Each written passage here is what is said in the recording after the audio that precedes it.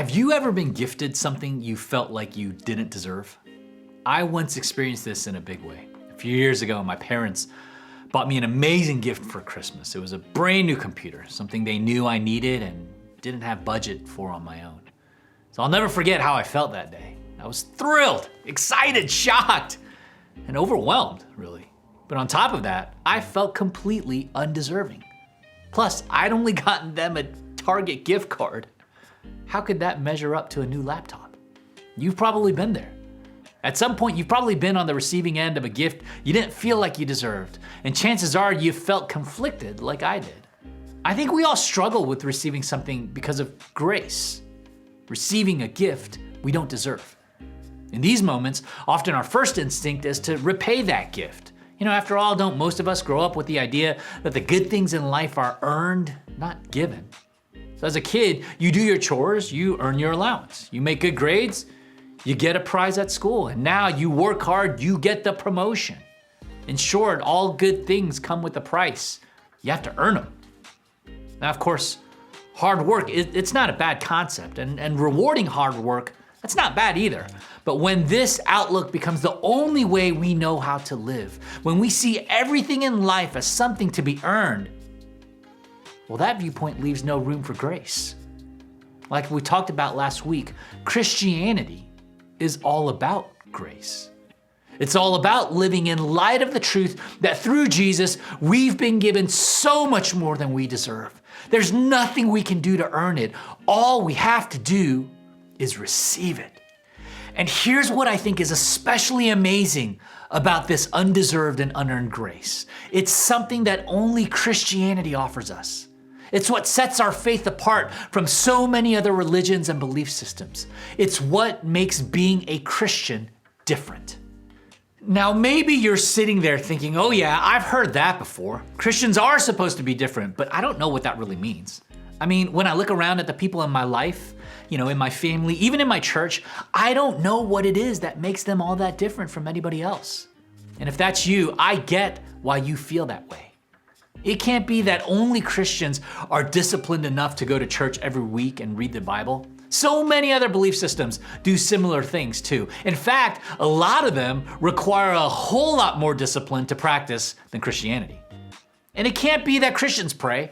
Every religion practices prayer in some form or fashion, right? Is it that we try to follow the moral guidelines that God has given us for a better life? We do our best to avoid drinking too much, having sex outside of marriage, or cheating on tests, or lying to our friends. We try to stick to the letter of a good, upstanding life. We try to be good people. But if you think about it, don't most religions want that too? Even people who don't believe in anything spiritual try to be good people. My point is that there are many things Christianity has in common with other religions and belief systems. But the one thing it doesn't have in common with other religions is grace. Grace is the difference. No other religion points to a God who cares so much about his people that he offers them undeserved, unearned, unqualified grace. And that is the essence of Christianity. And it's something that I don't want any of us to miss out on. Because when we struggle to fully accept the grace God gives us, when we shy away from receiving it because we fear we didn't earn or deserve it, we risk missing out on what it really means to be a follower of Jesus Christ. Last week, we talked about the way truth and grace work hand in hand. And because of that, we can't have one without the other. When we do, we're missing out on the fullness and richness of a vibrant faith. Jesus offered the world truth and grace together. But if you're like me, you probably grew up hearing a lot more about truth than you did grace. Of course, truth is amazing. It's so important to our faith, foundational even. But by itself, well, truth is just information. It's like knowing the sky is blue, or that the sun will rise in the morning, or that 2 + 2 = 4. I mean, that's truth. It's information that just sits in your brain though. But truth alone doesn't really do much for your heart now, does it? Well, that's where grace comes in. Grace is a heart thing, an experience. It isn't something you can take hold of in your brain or fully comprehend to be true. It's something you truly feel. and you know it when you receive it. You see, grace is not just something to believe in, it is something to experience. God doesn't want to just stay in our heads. He wants to move into our hearts. He wants to give us something that we all desperately need, the experience of grace and truth together. And today, to illustrate this idea, I want to look at an experience someone had with Jesus. During his ministry, Jesus spent a lot of time with people that society generally looked down on. We're talking tax collectors, thieves, even prostitutes. And while the rest of the world cast these people aside, Jesus, he never did that. Instead, he jumped right into a relationship with them. He got to know them, and he showed them a better way to live and offered what only he could give them, the experience of grace. Take a look. At dawn, he appeared again in the temple courts, where all the people gathered around him, and he sat down to teach them. The teachers of the law and the Pharisees brought in a woman caught in adultery. They made her stand before the group and said to Jesus, "Teacher, this woman was caught in the act of adultery. In the law, Moses commanded us to stone such women. Now what do you say?" They were using this question as a trap in order to have a basis for accusing him. In this moment, Jesus had a decision to make. How was he going to respond to this woman, to the things she'd done? How was he going to respond to the Pharisees and religious leaders demanding an answer? And in all honesty, most people probably expected him to respond with total and brutal honesty. After all, what goes around comes around. That was what their religion said. If this woman really had done all the things that she was accused of, didn't she deserve the harsh truth? Didn't she deserve the punishment that she was going to receive? Maybe by the world standards, she would have received that punishment. But remember, Jesus came to bring a different standard, a balance of truth and grace. Here's what happened next. But Jesus bent down and started to write on the ground with his finger. When they kept on questioning him, he straightened up and said to them, "If any one of you is without sin, let him be the first to throw a stone at her." Again, he stooped down and wrote on the ground. And at this, those who heard began to go away one at a time, the older ones first, until only Jesus was left with the woman still standing there. Jesus straightened up and asked her, "Woman, where are they? Has no one condemned you?" "No one, sir," she said. "Then neither do I condemn you," Jesus declared. "Go now and leave your life of sin." This is grace in action. Jesus knew that this woman deserved punishment. He knew she'd done something wrong. Truth alone told him that. But then there's grace. And because of grace, Jesus could give this woman something no one else could, a life-changing and heart-changing experience.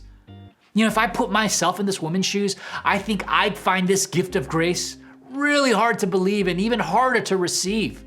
Truth by itself would tell me that I deserved punishment, but the experience of grace is what sets Jesus apart.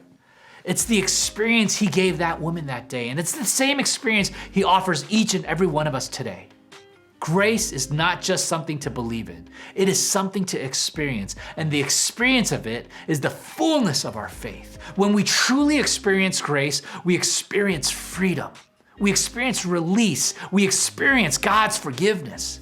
There are no hoops to jump through, achievements to earn, or things we must do to hold on to this grace. Instead, all we have to do is receive it, and that's the difference in our faith, and it's a difference that only Jesus can give.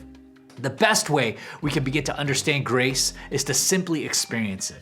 Think of it like gravity. You don't see it, you don't touch it, most of us don't even totally understand it, but we know it's there. We know it not simply because we believe it's true, but because we experience it every single day.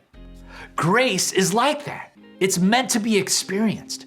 And to help you start believing and experiencing the gift of grace in your life, here are 3 things you can do. Number 1, be willing to accept that bad things are going to happen. This one is obviously hard because bad things are hard. They'll never make sense. But what I want you to see is that when the bad, hard, and difficult things come your way, they aren't some form of what goes around comes around punishment. They're not the direct result of some karma system at work in the world. Sometimes they just happen. And that's the unexplainable truth we have to embrace. Number 2, on the other hand, start seeing the good things as undeserved blessings. Instead of seeing all the good things in your life as merits that you've earned, think back to Jesus. His gifts and grace in our lives are blessings. We don't deserve them and we could never earn them, but we can receive them for what they are. Blessings from a God who loves us and wants to freely give us his grace. And number 3, get to know the God who gives you grace. If we want to see God's grace at work in our lives, we have to get to know the one who gives it. If we want to know what sets Christianity apart, then we have to get to know the one behind it. In order to experience his grace, we have to experience God. So be willing to spend time with him, get to know him, and talk to the God who loves and gives so graciously. Ask him to change not only the way you see him, but the way you see his grace at work in your life. Remember, grace is not just something to believe in, it is something to experience. So where are you experiencing grace right now? Where have you been given a gift you don't deserve? Is it in an opportunity, a second chance, a job, a path to a new start? Is it in a relationship, a family, a friendship? Where are you seeing God's blessings at work in your life? All the grace he gives that makes all the difference.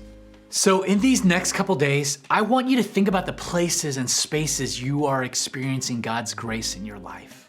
Ask him to open your eyes to those moments, to move it from your head to your heart, to show you that grace, a truly undeserved gift, is the experience that can set your faith and your life apart.